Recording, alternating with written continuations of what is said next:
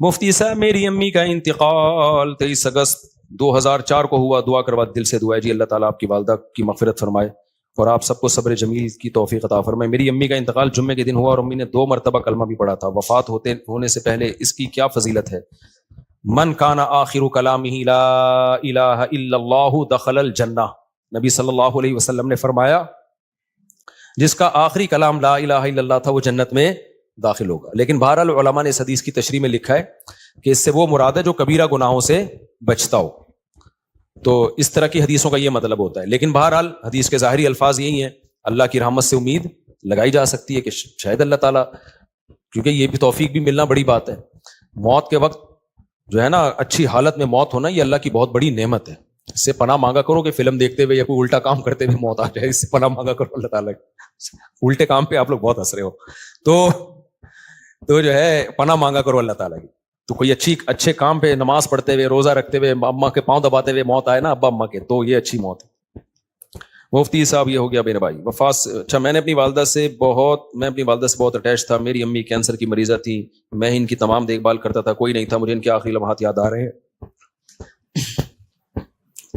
تو یہ والدین کا ٹاپک ایسا ہے نا کہ یہ میرے سامنے چھیڑا ہی نہیں کرو, سمجھ رہے ہو. تو دیکھو یہ اب موت تو ہو گئی, لیکن آپ کے لیے بھی اچھی موت ہے کہ آپ نے والدہ کی خدمت کی آخری عمر میں. تو جب والدہ کی خدمت کی تو مرنا تو تھا ہی نا, تو کتنی اچھی موت ہو گئی کہ آپ کو خدمت کی توفیق مل گئی. خدا نخواستہ کوئی جھگڑا ہو جاتا, کوئی اونچ نیچ ہو جاتی, وہ ناراض چلی جاتی ہیں, آپ ساری زندگی ایک غم رہتا. تو جو کام ہو جائے نا اس پہ پھر نہیں غم کرنا چاہیے. اس میں شریعت نے کہا ہے جو ہوا بہتر ہوا, تو بچانے کی پوری کوشش کرنی چاہیے. لیکن موت ہو گئی تو اب اس پہ صبر کرو, بولے یار چلو خدمت کا موقع تو مل گیا نا. اسلام میں غم منانا, سوچ کے غمگین ہونا, اس کی کوئی فضیلت نہیں ہے.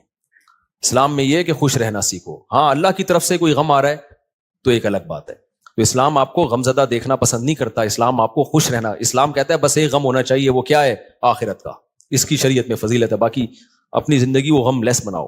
آج ایک بندہ آیا, جیسے بعض خواتین آتی ہیں نا شوہر بہت ٹینشن دے رہا ہوتا ہے, میں ان کو کہتا ہوں شوہر لیس ہو جاؤ فوراً, ٹینشن لینے کا نہیں. میں نے کہا شادی سکون کے لیے کی تھی نا, جب سکون ہی نہیں مل رہا تو میاں لیس, اس کو طلاق مانگو, اس سے کوئی بھی طریقہ اختیار کرو جان چھڑانے کا.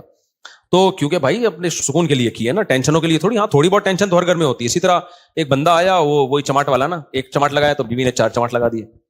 تو اور پتہ نہیں کیا کیا ہو رہا ہے. آپ لوگ کبھی میرے ساتھ خوشبو لگا کے آؤ, کبھی بیٹھو. اب ظاہر لوگوں کے راز فاش ہوتے ہیں, اس لیے میں یہ باتیں کرتا نہیں, اور میرا مقصد کسی کا مذاق اڑانا نہیں ہوتا. سب کے ساتھ ایسا ہو سکتا ہے, لیکن میں صرف بتا رہا ہوں کہ سوسائٹی مارکیٹ میں ہو, واٹس گوئنگ آن مارکیٹ میں ہو کیا رہا ہے. تو ایسے موقع پہ پھر میں لوگوں کو ڈیورس کا مشورہ دے رہا ہوتا ہوں کہ بھائی جب اتنی نوبت ہے تو فارغ کرو میرے بھائی. صبر کا فائدہ نہیں ہے ایسے موقع پہ, کیونکہ شادی سکون کے لیے کی جاتی ہے. تھوڑی بہت ٹینشنیں ہر گھر میں ہوتی ہیں, لیکن ٹینشنوں کی بھی ایک لمٹ ہوتی ہے. کچھ بھی نہیں سن رہی ہے, اپنے آپ کو ماتحتی نہیں سمجھ رہی ہے, تمہیں اس نے خانسامہ بنایا ہوا ہے. اس کو سمجھانے کی ایک لمٹ ہوتی ہے. 6 مہینے اماں کے گھر بٹھا دو, شاید کچھ دن کے بعد ہدایت مل جائے, پھر بھی نہیں مل رہی تو بھائی تمیز سے علیحدگی اختیار کرو. تو وجہ اس کی ہے کہ اللہ نے ہمیں غمزدہ رہنے کے لیے پیدا بولو نہیں کیا. غم ایک ہی ہونا چاہیے, وہ کون سا ہے؟ آخرت. تو خوش رہنا چاہیے انسان کو. اللہ کو خوش لوگ کیا ہے؟ پسند ہے. نبی حضرت ابو ہریرہ نے فرمایا کہ نبی صلی اللہ علیہ وسلم نے جب بھی مجھے دیکھا ہے, زندگی میں کبھی ایسا نہیں ہو کہ آپ نے مجھے دیکھا اور مسکرائے نہ ہو. حالانکہ نبی کا غم سب سے بڑا غم تھا نا, امت کی فکر تھی, لیکن اپنے ساتھیوں کے ساتھ ایٹیٹیوڈ کیا تھا آپ کا؟ جب بھی دیکھتے مسکراتے. اور ہم لوگ کیا ہیں, جب بھی دیکھو ایسا لگتا ہے کوئی نیا ٹینشن چل رہی ہے اس کے ساتھ, نئی ٹینشن چل رہی. خوش رہنا سیکھنا چاہیے, سمجھ رہے ہو. مسکراتے چہرے سے ملا کرو, ٹینشن فری. امریکہ میں $10 کی ایک چھولے کی پلیٹ ملتی ہے صبح ناشتے میں نا, پراٹھے کے ساتھ, جو لوکل ہوٹل, جو پاکستانی کے ہوٹل. $10 کا مطلب پتہ ہے کہ 2750. مہنگائی وہاں ہے میرے بھائی, یہاں نہیں ہے. یہاں تو چھولے کی پلیٹ فری میں آ رہی ہوتی ہے, پراٹھا خریدو بعض دفعہ ویسی فری میں ڈال کے دے دیتا ہے. آپ ڈالر پہ ترس رہے ہو, تو وہاں خرچہ بھی تو ڈالر میں ہی ہو رہا ہے, سمجھ رہے ہو. تو اس لیے پاکستانی کرنسی میں اگر کما رہے ہو تو کھا بھی کس میں رہے ہو, اس میں. وہاں جاؤ گے تو ڈالر میں کماؤ گے تو کھاؤ گی بھی کس میں. میں جاپان میں جو فاسٹ ٹرین میں بیٹھا ہوں نا, میں یہ آپ کرو انجوائے, اس کا ٹکٹ پتہ ہے کتنے کا تھا؟ جب مجھے پتا چلا میرے ہوش اڑ گئے. میں نے کہا ٹانگا گدھا ٹرکشا صحیح ہے میرے بھائی, یہ بس دکھانے کے ہیں. لوگوں کی جائیدادیں بک جاتی ہیں ان ٹرینوں میں, بہت لگژری لوگوں کا کام ہے وہ, بس وہ ڈرائیور ہی بیٹھے اس میں. تو تو بہت مہنگائی ہے, تو آپ بہت مزے میں ہو, اور وہاں ٹیکس اتنا ہے. آپ کی اگر 40 لاکھ تنخواہ ہے نا, 1 کروڑ آپ کی اگر تنخواہ, ایک مثال دے رہا ہوں تاکہ کیلکولیشن آسان ہو, تو 43 لاکھ روپے ٹیکس میں دینے آپ نے. یہاں اتنا ٹیکس تھوڑی ہے. پھر لوگ اس پہ خوش ہوتے ہیں, ہم ٹیکس دے رہے ہیں لیکن علاج ہمارا فری میں ہے, بچوں کی تعلیم ہماری فری میں. فری میں کہاں ہے؟ 43% تنخواہ کاٹ لی تم سے انہوں نے, اب تمہیں فری میں تھوڑی دے رہے ہیں. آپ کی گورنمنٹ یہاں جتنی مرضی کرپٹ ہے, میں کوئی یہ نہیں کہہ رہا بہت نیک گورنمنٹ, جیسی مرضی ہے, اتنا ٹیکس نہیں ہے میرے بھائی. تنخواہ پوری آ رہی ہے آپ کے پاس, تو اس میں آپ اپنے بچوں کی فیس بھر لیتے ہو, وہ اتنی نہیں ہوتی, 43% نہیں ہوتی, وہ سمجھتے ہو آپ کے سارے خرچے نکل رہے ہوتے ہیں. نہیں آ رہی میرا خیال ہے بات. اور پھر زکاتیں بھی لوگ دے رہے ہوتے ہیں, تھوڑے سے گھننے بن جاؤ, اگلا پوری جائیداد نکال کے دے دیتا ہے. یہاں تھوڑا سا گھننا بننا آنا چاہیے, بس یہاں پریکٹس کرو تھوڑی سی. تو اس لیے اتنا ٹینشن والا بات نہیں. ہم کیوں وہاں جا کے فوراً واپس آتے ہیں؟ مزہ ہمیں کہاں آتا ہے؟ بہت اچھے کنٹری ہیں, امریکہ بہت اچھا ہے, جاپان بہت اچھا ہے, مزہ ہمیں کراچی میں ہی آتا ہے. اور یہ جو میں نے ابھی بیان میں کہا نا کہ خاموش, بالکل خاموش, یہ 4 دن خاموشی اچھی لگتی ہے, اس کے بعد کاٹنے لگتی ہے. یہاں ریلیشن ہے, آبادی ہے, ایک بندہ پنجاب والا ملے گا, ایک پشتو والا ملے گا, ایک بلوچی ملے گا, ایک فلانا, ایک میکینک ملے گا, ایک فلانا ملے گا, ایک ڈاکٹر ملے گا, ایک سائنٹسٹ ملے گا, ایک سیاستدان ملے گا. ہر آدمی ہوٹل میں بیٹھ کے ایسے لگے گا یہاں سارے ہی پہنچے ہوئے لوگ ہیں, گپ شپ کا ماحول ہے. یہ سب کچھ وہاں پر نہیں ہے. خاموشی خاموشی خاموشی. ابے 4 دن تک خاموشی اچھی لگتی ہے, اس کے بعد میں نے کہا یار کوئی تھڑے نہیں ہے یہاں پہ, کوئی تھڑے ہو یہاں پہ, کوئی بیٹھے ہوئے ہوں, کوئی بیٹھک ہو, کوئی گپ شپ ہو نا, ختم. تو ایک رشتہ داروں میں ہوتی ہے, وہ بھی رشتے بھی کیا ہو رہے ہیں, ختم ہوتے جا رہے ہیں, وہ بھی شارٹ ہوتے جا رہے ہیں. تو بس ہر آدمی انڈیویجولی لائف گزار رہا ہے, تو ایسے تھوڑی, تو ایسے تو زندگی کا سکون تھوڑی ملے گا. بہت سی چیزیں ہمارے یہاں پازیٹیو ہیں میرے بھائی, بس دعا کرو ہمارے یہاں صفائی ہو جائے اور لا کچھ قانون مضبوط ہو جائے, تو ہم ان سے اب بہت آگے ہیں. یہ 2 ہی چیزیں نہیں ہیں, اور یہ 2 ہی انہوں نے بیڑا غرق کیا ہے ہمارا. لیکن جب وہ تو بیڑا گورنمنٹ نے غرق کیا ہوا ہے نا, ہم تو خوش رہنے پر اللہ نے ہمیں پابندی نہیں لگائی. تو آپ اسی کو انجوائے کرو. دیکھو اب کراچی میں برساتی کھڈے کتنے ہو گئے نا بارش ہوتے ہی. اچھا کلائمیٹ ایسا چینج ہوا ہے کہ بارش بھی عجیب قسم کی ہو رہی ہے. ادھر آ رہا ہے کہ جی سمندری طوفان آ رہا ہے, اور واقعی آیا ہوا بھی ہوگا. اس کے پڑوس والے علاقے میں نلکے میں بھی پانی نہیں ہوگا. وہ کہہ رہے ہم تو سمجھ رہے تھے پورا طوفان آ رہا ہے, پانی پانی ہو رہی ہے, نلکے میں بھی پانی نہیں ہے. عجیب کراچی کا وہ, یعنی بارش ایسے ہو رہی ہے, انڈا موڑ پہ ہو رہی ہے, کلندری چوک پہ نہیں ہو رہی. عجیب ہی سیٹ اپ چل رہا ہے. تو انجوائے کرو اس کو. تو وہ دیکھو کتنے کھڈے ہیں نا, وہ ٹک ٹاکر نے کیسا انجوائے کیا کراچی میں بارش میں. جو کھڈے اتنے بات پہ آپ کو چھلانگے مار کے, تو وہ اس نے اولمپک کی تیاری کر رہے ہیں نا گھر میں, لمبی لمبی چھلانگے مار رہے ہیں. ماں نے پوچھا اولمپک کی, کہہ رہے بعد میں پتا چلا یہ کراچی کے کھڈوں کو کراس کرنے کی ٹریننگ لے رہا ہے. میں نے کہا چلو اتنی ٹینشن میں اس نے. تو اس لیے جس حد تک ممکن ہے خوش رہنے کی کوشش کیا کرو. اللہ کو غمزدہ لوگ پسند نہیں ہے, ہر وقت دکھڑے, یہ ہو رہا ہے, فلانا ہو رہا ہے, ڈمکانا ہو رہا ہے. اور اللہ کو خوش لوگ پسند ہے. ہاں دکھ صرف ایک ہونا چاہیے, وہ کیا ہے بھئی, آخرت میں پتہ نہیں کیا بنے گا. اس کے علاوہ اللہ نہیں چاہتے کوئی دکھ ہو آپ کو. دوسری بات یہ کہ گھروں کے جھگڑوں کو بھی بڑھایا مت کرو. گھروں کے جھگڑوں کو, ہمارے ایک دوست تھے سفر میں, ان کا اپنی بیوی سے پھڈا ہو گیا فون پہ, طبیعت سے چل رہی ہے نا, تیری ایسی کی تیسی, وہ ادھر سے اس کو جواب آ رہا ہے, طبیعت سے پھڈا ہوا ان کا.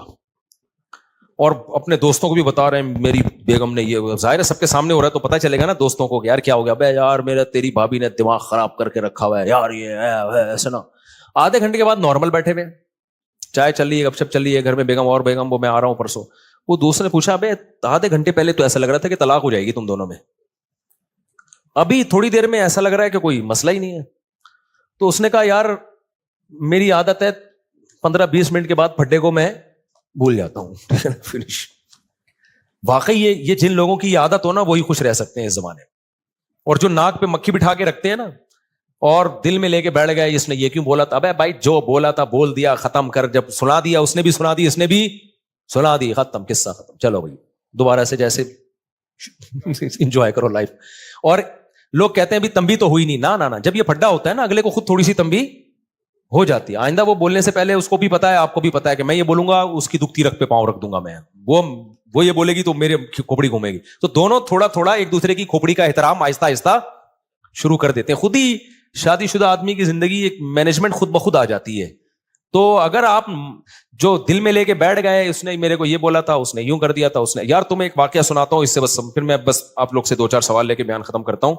اس سے بڑا کیا یعنی ایک طرح سے ظلم ہوگا کہ سیدہ عائشہ رضی اللہ تعالی عنہا پر جب تہمت لگی ہے نا، منافقین نے جھوٹی تہمت لگائی، اس میں حضرت مصطح رضی اللہ تعالیٰ عنہ جو صحابی رسول ہیں وہ بھی اس پروپیگنڈے کا شکار ہو گئے تھے، وہ بھی منافقین کی باتوں میں آ گئے، اور انہوں نے بھی حضرت عائشہ کے بارے میں یہ منافقین سے سن کے الفاظ کہے۔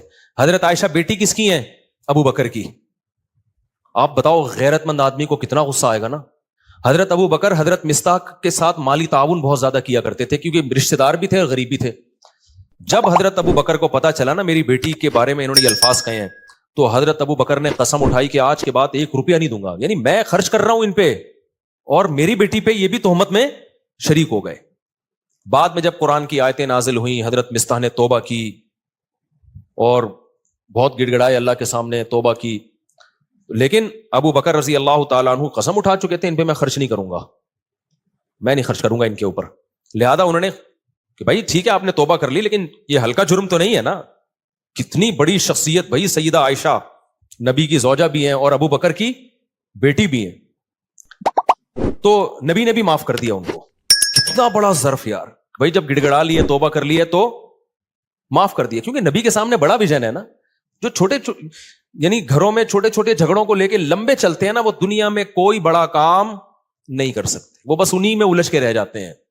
تو نبی صلی اللہ علیہ وسلم نے تو معاف کیا ہی، ابو بکر نے معاف نہیں کیا۔ انہوں نے کہا ٹھیک ہے میں کوئی انتقام نہیں لے رہا، لیکن جیسے میں پہلے خرچ کرتا تھا نہیں کروں گا خرچ۔ سورہ نور کی آیتیں نازل ہوئیں، وَلَا يَأْتَلِ أُولُو الْفَضْلِ مِنْكُمْ وَالسَّعَةِ أَنْ يُؤْتُوا أُولِي الْقُرْبَى وَالْيَتَامَى وَالْمَسَاكِينَ۔ فرمایا اللہ تعالیٰ نے کہ تم میں جو قرابت دار ہیں، تو جن لوگوں نے ان پہ خرچ نہ کرنے کی قسم اٹھائی ہوئی ہے وہ اپنی قسموں کو توڑ دیں۔ أَلَا تُحِبُّونَ أَن يَغْفِرَ اللَّهُ لَكُمْ، کیا تم چاہتے نہیں ہو کہ اللہ تمہاری غلطیوں کو بھی معاف کرے؟ یعنی تم یہ چاہتے ہو نا کہ اللہ تمہاری غلطیوں کو بھی معاف کرے۔ یہ کس کو تنبیہ ہو رہی تھی؟ ابو بکر کو۔ اللہ نے نام نہیں لیا۔ اللہ میاں بھی کیسی دیکھو نصیحتیں کرتے ہیں نا، عزت کا خیال کر کے جنرلی بتا رہے ہوتے ہیں کہ کوئی کسی رشتہ دار پہ خرچ کرتا تھا اور قسم اٹھا لی ہے کہ نہیں کروں گا، تو وہ قسم توڑ دے اور خرچ کرنا شروع کر دے، معاف کر دے۔ وَلْيَعْفُوا وَلْيَصْفَحُوا، چشم پوشی سے کام لیں، درگزر کرے۔ أَلَا تُحِبُّونَ أَن يَغْفِرَ اللَّهُ لَكُمْ، کیا تم نہیں چاہتے کہ اللہ بھی تمہاری غلطیوں کو معاف کرے؟ جب یہ آیت نازل ہوئی ہے، ابو بکر نے کہا کیوں نہیں ہے اللہ، میں چاہتا ہوں تو میری غلطیاں معاف کر، یعنی اگر میں ان کو معاف کروں گا تو کل تو قیامت میں میری غلطیاں بھی معاف کرے گا، تو کیوں نہیں معاف کروں گا میں؟ کتنی بڑی غلطی کو معاف بھی کیا اور دوبارہ حضرت مصطح کو پر صدقہ کرنا شروع کر دی۔ تو جو آدمی معاف نہیں کرتا نا، بغض رکھتا ہے، وہ ڈپریشن اور ٹینشن میں رہتا ہے، اور جو دماغ کو صاف اور پاک کر کے سوتا ہے کہ یار جو تھا قصہ ختم، تو وہ ڈپریشن سے آزاد ہوتا ہے۔ تو ہم لوگ جھگڑوں کو لے کے بیٹھے رہتے ہیں، اتنے لمبے لمبے، کس نے میرے کو یہ بولا تھا، اس نے میرے کو یہ بولا تھا، اس نے مجھے یوں کیا تھا، ابے چھوڑ دے یار ٹھیک ہے، اپنے آپ کو بھی ریلیکس کر، دوسرے کو بھی ٹینشن سے باہر نکال۔ تو اس لیے میرے بھائی خوش رہنا سیکھو، اور جس آدمی کے دل میں کینہ ہو، بغض ہو، چیزوں کو لے کے بیٹھتا ہو، وہ کبھی بھی خوش نہیں رہ سکتا، چلتا کڑتا ہی رہتا ہے، منفی باتیں ہی کرتا رہتا ہے۔ تو دل کو صاف رکھنا چاہیے انسان کو، تاکہ آگے چلے، پھر وہ آگے کے کام کر سکے، انہی میں الجھ کے رہ جائے گا نا۔ ایک کسٹمر نے یوں کر دیا تھا تو اس کو سنا دی، کسٹمر ہی مارکیٹ سے شارٹ ہو گیا، کاروبار اپنا ٹھپ ہو گیا۔ تو کوئی سوال کسی نے پوچھنا ہے تو بھائی پوچھ لے، پھر ختم کرتے ہیں۔ اللہ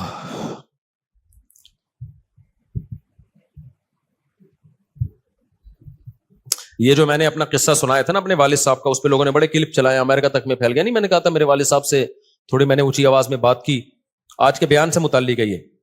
میں نے بتایا تھا نا میری ایک دفعہ والد صاحب سے اونچی آواز میں بات ہوئی، تو میں نے سوتے ہوئے والد صاحب کو اٹھا کے معافی مانگی۔ یہ کلپ بڑا وائرل ہوا، اچھا ہے۔ اس میں ایک بات میں بتانا بھول گیا تھا، جب کلپ وائرل ہو ہی گیا، ایک منٹ بیٹا، یہ عمل میں نے اپنے بڑے بھائی کو دیکھا تھا یہ کرتے ہوئے۔ میرے بڑے بھائی کے ساتھ اس طرح والد صاحب نے ایک دفعہ ہاتھ اٹھایا تھا ان کے اوپر، تو شاید ان کی زبان اڑ گئی تھی، تو میں نے اپنے بڑے بھائی کو دیکھا کہ انہوں نے جا کے والد صاحب سے معافی مانگی۔ تو یہ میں بتا رہا تھا نا کہ جو چیز دیکھتا ہے انسان وہ سیکھتا ہے۔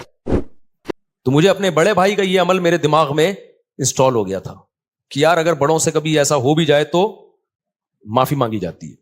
تو اس لیے میں کہتا ہوں کہ اپنے ماں باپ کی خدمت اپنے بچوں کے سامنے کر لو، تاکہ تمہارے بچوں کو پتا چلے کہ انہوں نے بھی تمہیں بڑھاپے میں سنبھالنا ہے۔ سمجھتے ہو کہ نہیں سمجھتے؟ اپنی ماں کی خدمت اپنے بچوں کے سامنے کر لو، تاکہ بچوں کو پتا چلے کہ جو تمہاری بیٹیاں ان کو پتا چلے کہ بھائی ہم نے بھی اپنی ماں کو بڑھاپے میں سنبھالنا ہے۔